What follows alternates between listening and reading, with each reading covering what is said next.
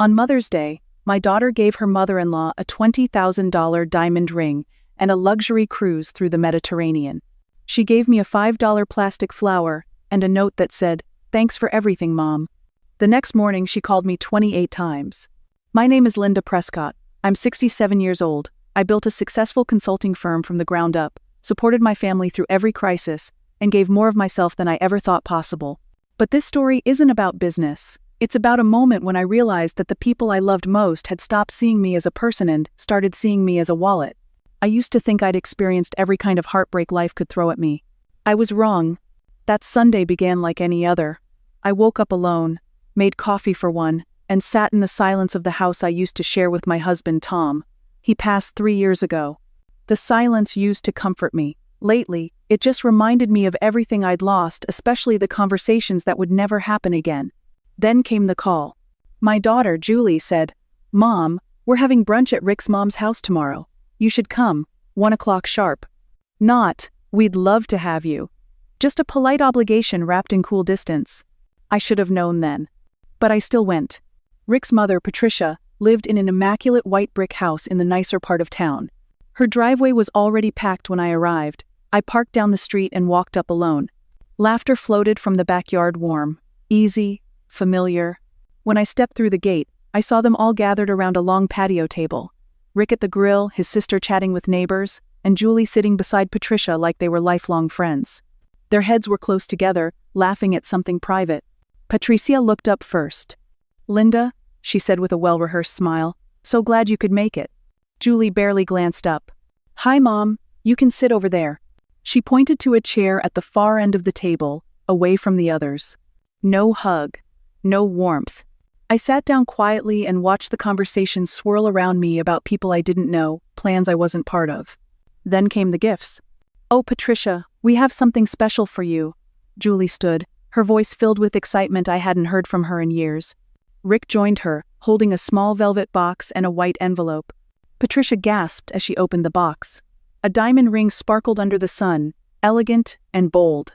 Julie hugged her tightly. "It's not too much for the woman who raised the man I love." Everyone applauded. Patricia wiped away tears.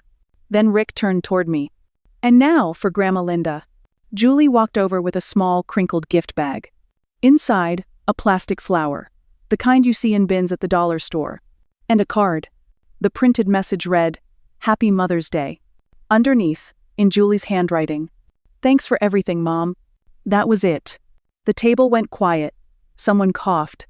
Patricia looked down. Even Rick shifted uncomfortably. "It's lovely," I said. My voice sounded small, unfamiliar. "Thank you, dear." But Julie had already turned away, laughing again with Patricia, animated and glowing. The conversation picked up without me. I sat there for another hour, holding that cheap flower like it weighed 50 pounds. Watching my daughter give love to another woman, like it came easy, while I sat in silence at the edge of her life. I left without a scene. That's never been my style. When I said I was heading out, Julie didn't even look up. "Thanks for coming, Mom. Drive safe." The drive home was a blur. I couldn't stop thinking about that moment. The way her eyes lit up when she handed Patricia that ring, and how dull her face looked when she handed me a plastic flower. When was the last time she'd looked at me like that? I sat in my driveway for nearly an hour, the gift bag still on the passenger seat. I kept staring at it, hoping it might transform into something that made sense. It didn't. That night, I didn't sleep. I lay awake staring at the ceiling, the memory looping in my head like a movie on repeat. 43 years of motherhood, college tuition, wedding planning, helping her and Rick buy their home. And now, I was worth $5 and a thank you note that felt like it belonged in a corporate email. Somewhere around 3 a.m., I got up and walked into my home office. I opened the filing cabinet, not to prove anything to anyone, but because I needed to remind myself that my love hadn't just been words. It had receipts. The first folder I opened was labeled Julie, College. Inside were printouts of tuition payments, dorm fees, meal plans. Receipts for textbooks, lab equipment, a laptop, even 2 parking tickets she'd gotten freshman year. The total? Just over $47,000. I'd forgotten half of it. Next came the wedding folder. Julie, Rick. June 2012. $58,000. That included the venue, catering, flowers, her dress, a high-end photographer, and a jazz trio she wanted for the cocktail hour. Rick's parents? They brought a case of wine. Then came the house file. When Julie and Rick got married, they wanted to live in an upscale neighborhood they couldn't quite afford. So I co-signed the mortgage. 2 years later, when Rick's landscaping business hit a rough patch, I covered the payments for 6 months, quietly. They never knew. 3 different vehicles over the years each time, I promise. It's just until we get back on our feet, Mom. Those payments were never returned. And then there was the emergency fund. In 2019, Rick's business nearly collapsed after a string of bad investments. Julie called me crying. I wired $85,000 to them that same afternoon. New questions, new paperwork, just love. 6 months later, they bought a boat. By the time I finished adding it all up, I sat back in my chair and stared at the number. Almost $400,000. That didn't even include the bookkeeping work I funneled to Julie, or the above-market rate contracts I handed Rick for my company's commercial landscaping. $400,000. And what did I get? A plastic flower from a dollar bin. It wasn't the money that hurt. I'd been successful. I'd made wise investments. I could afford to be generous. What cut deep was how invisible that generosity had become. Expected, assumed, forgotten. I reached for my phone and scrolled through a year's worth of texts from Julie. Can you pick up the kids from school? Rick needs to borrow the truck. We're short on groceries this week, can you help? Not once did she ask how I was. Not once did she say, I love you, Mom. That night, I sat alone in my office, surrounded by manila folders and forgotten receipts, and realized something I hadn't wanted to admit. Somewhere along the line, I had stopped being a mother to my daughter, and started being her financial institution. A lender. A silent partner. An invisible safety net. And the worst part? I had allowed it. I let every ask go unanswered. I gave without boundaries, hoping love would bloom from obligation. But love doesn't work like that. Love isn't bought. It isn't owed. It's shown. And my daughter hadn't shown me love in years. She'd shown convenience. She'd shown dependence. But not love. I looked around my office awards on the wall, framed articles, proof of a life built from nothing. But none of it filled the hole I felt sitting there with a plastic flower in my lap. That's when something inside me shifted. I didn't cry. I didn't scream. I just got quiet. In that firm, dangerous way a woman does when she's finally had enough. It was time to stop paying for the illusion of love. It was time to find out who I was without everyone else leaning on me to survive. The next morning, I called my attorney, Margaret Sloan. She'd been with me for over a decade, guiding me through business expansions, contracts, tax restructuring, everything. But that Monday, when I walked into her office overlooking downtown, I wasn't a CEO seeking advice. I was a mother, trying to figure out how to let go. Margaret raised an eyebrow as I sat down. Linda, you look exhausted. What's going on? I looked her in the eye. I want to sell the company. She paused. Prescott Consulting? Are you sure? You built that from the ground up? It's your legacy? That's exactly the problem, I said quietly. My legacy has become everyone else's safety net, and I need to find out who my daughter is when she's no longer living off my effort. Margaret took a slow breath and pulled out a legal pad. We reviewed every link between my company and Julie's household. Rick's landscaping contracts all managed through my commercial properties. Julie's part-time bookkeeping income reliant on my client referrals. The mortgage still in my name. If you sell, Margaret said, they'll lose everything that connects to your company. I know, I said. And I need to see what they do without it. Margaret hesitated. This isn't a gradual shift then? Gradual change gives people time to adjust and to manipulate the situation. If I do this, it has to be clean. Margaret nodded. Then we'll begin the process. Quietly, discreetly. No one will know until the sale is done. That afternoon, I walked out of her office lighter than I'd felt in years. The first step was taken. I was no longer just a provider. I was reclaiming my life. I didn't make a big announcement. There were no dramatic speeches or family sit-downs. I simply started pulling the threads quietly, carefully, one at a time. First, I called Rick's landscaping company. I'm reviewing budgets for the upcoming quarter, I told him. I'll be collecting competitive bids for all my commercial properties. There was a beat of panic in his voice. Wait, Mrs. Prescott, we can lower our rates. We'll match any bid you get.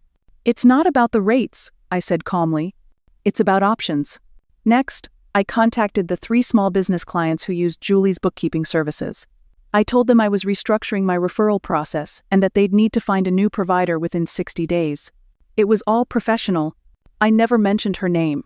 That evening, Julie called. "Mom, Mrs. Patterson said you're not referring her clients anymore. Did I mess something up?" "Not at all," I said evenly. "I'm just simplifying some of my business operations. But I need that income. That's my work. I'm sure you'll find new clients. You're very capable." There was a pause. "You've been acting strange lately. Is everything okay?" "I'm fine, Julie, just focused on a few business matters." I hung up and sat at the kitchen table, staring at that plastic flower. And for the first time in years, I felt something unexpected. Power. Not the kind that writes checks. The kind that comes from finally saying no. 3 weeks into the process, my phone rang. It was Rick. "Hey, Mrs. Prescott, I heard a rumor at the Chamber of Commerce. Are you selling your business?" My heart thudded, but I kept my voice steady. "People talk, Rick. You know how it is. But if it were true, you'd tell us, right? I mean, it affects our whole setup. If and when I make a major decision, you'll be informed appropriately." That night, Julie showed up at my house. She didn't knock. Just walked right in like she always had. Her hair was pulled back, face tired. She looked more like a college student cramming for finals than the polished woman I'd raised. "Mom," she said, "we need to talk." She sat on the couch without being invited. "Rick's contracts. My bookkeeping clients. The business. What's happening?" I sat across from her, hands folded. "I'm reevaluating my priorities." "Is this about Mother's Day?" Her voice edged with defensiveness. "I'm sorry if you didn't like the gift, but we've been tight on money." I nearly laughed. Tight on money while living in a house I still paid for, driving a car I co-signed, and working jobs I had handed to her. But I didn't say that. "This isn't about a flower, Julie. It's about everything." She stared at me. "What do you mean?" "I mean, I've been subsidizing your entire adult life. And, somewhere along the way, you stopped seeing me as your mother. And started seeing me as your resource. That's not fair. Isn't it? When was the last time you called just to talk, asked how I was doing, or checked in on me after your dad died?" Julie blinked rapidly, caught off guard. I continued. "Patricia got a ring and a cruise because you wanted her to feel appreciated. And me? I got something you grabbed on the way out of the pharmacy." Tears welled up in her eyes. "I love you, Mom." "Do you? Or do you love what I can do for you?" She didn't answer. Right then, my phone buzzed. "Rick." I picked up. "Linda," he said. "We need to talk about the sale. This affects our whole family." "No, Rick. It affects me. It's my business to sell. Come on. Our contracts, our livelihood. Your livelihood has been my responsibility for too long. It's time you both stood on your own feet." I hung up. Julie stared at me like she didn't recognize the woman sitting in front of her. I'd never been more certain of anything. It was over. The next morning, my phone started ringing before sunrise. 6:47 a.m. "Julie." I let it go to voicemail. She called again. And again. By the time I finished my coffee, there had been 12 missed calls. I finally picked up on the 13th. "Mom, please," she said. Her voice was frantic. "We need to talk about this. You can't just destroy our lives over a misunderstanding." "This isn't about a misunderstanding," I replied. "And it's not about revenge. It's about clarity. What do you want from me?" "I want you to see me as a person, Julie. Not a paycheck. Not a lifeline. Not a backup plan." She was silent, then whispered, "If you sell the company, we'll lose everything. The house, Rick's clients, my job." "Yes," I said gently. "And maybe that's exactly what you need." She hung up. 20 minutes later, she called again. Then again. And again. By noon, I stopped counting at 28 missed calls. Every voicemail was a different plasm. Angry, some desperate. "Mom, we can fix this. Rick's having chest pains from Stresto. You want him hospitalized? Everyone's going to think you're cruel. Mom, please. I'm sorry, I'll do better." But it was too late for apologies born from fear. She was finally learning what I had known for years. You cannot guilt someone into love. 2 weeks later, the sale went through. Prescott Consulting was no longer mine. I packed up my office in a single afternoon. 30 years of files, memories, late nights, and long weekends boxed and stored. I kept only what mattered: a few photos, my late husband Tom's favorite books, and the baby quilt my mother had sewn when Julie was born. I bought a small cottage by a quiet lake 2 hours outside the city. It had a wide porch, creaky floorboards, and a vegetable garden that needed some love. For the first time in decades, I had no meetings to attend, no employees depending on me, no contracts to negotiate.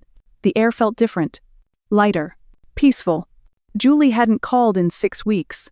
The silence ached some days, but it also brought clarity.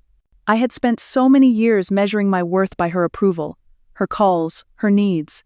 Now, I was learning to measure it by something else. My own peace of mind. I used part of the sale to create an education trust for my 2 grandchildren. When they turn 18, they'll get the funds directly, no access for Julie or Rick. It was my way of saying, I still believe in your future. I also quietly paid off their mortgage, not as a gift, but as a final act of closure. No more payments, no more expectations. It was the last check I would ever write for them. The rest? It was mine. And for the first time in my life, I didn't feel guilty about that. 6 months later, a letter arrived. Not a text, not an email, an actual handwritten letter, addressed in careful, unfamiliar script. The return address was Julie's, Part HE5. I hesitated before opening it. Inside, the words were slow, deliberate, like she had rewritten them a dozen times. Dear Mom, it began.